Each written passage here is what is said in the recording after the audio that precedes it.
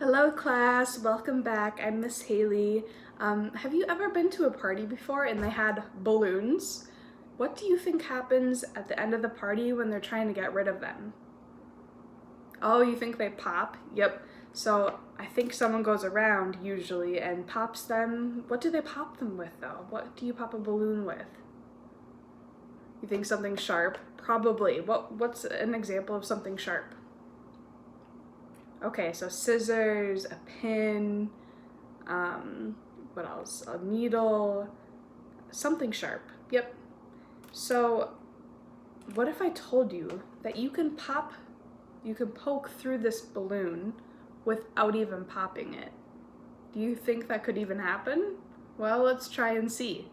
So if I were to push my skewer through the side of the balloon, what would happen? If I were to push my skewer through the bottom to the top or the top to the bottom of the balloon like this, what do you think would happen?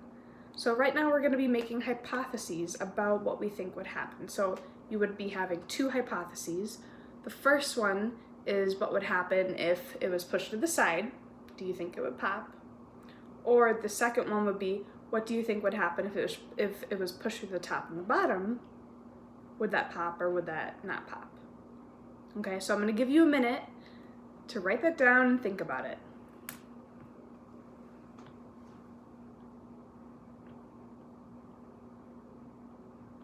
Okay, so now that we're back, we're going to demonstrate what might happen. So, I have a balloon here, normal balloon. I blew it up myself. We're going to try poking it through the side and we'll see what happens. It popped. Let's try the other way. So now that we know if it was poked through the side, it will pop. But what about through the top and the bottom? All right, let's see if I can do this. I'm poking it through the bottom first. Oh, it didn't pop. It's through, if you can see. You can kind of see the skewer in there. Let's see if I can get it through the top. This is the tricky part. Gotta do it very carefully.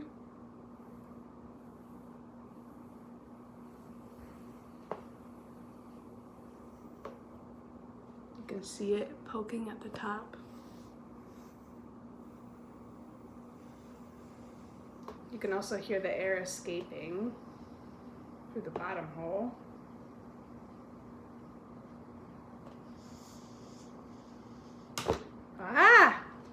On the skewer.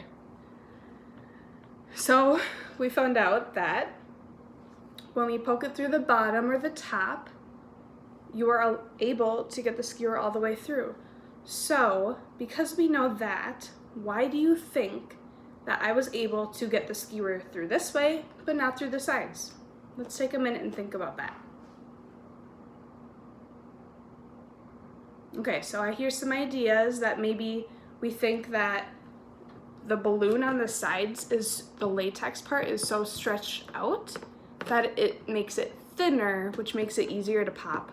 But if you can see again how dark the bottom is and how dark that little point is at the top, that darkness shows that it's not as stretched as the sides. So you're able to get the skewer all the way through. Good observations.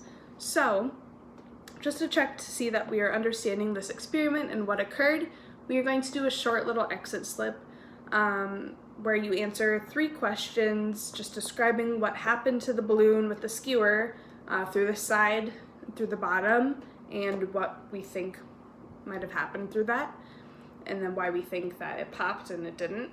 And then I also want you to rewrite your hypothesis on this exit slip, your initial hypothesis to both experiments, and then write the outcome of what you think happened. All right, bye.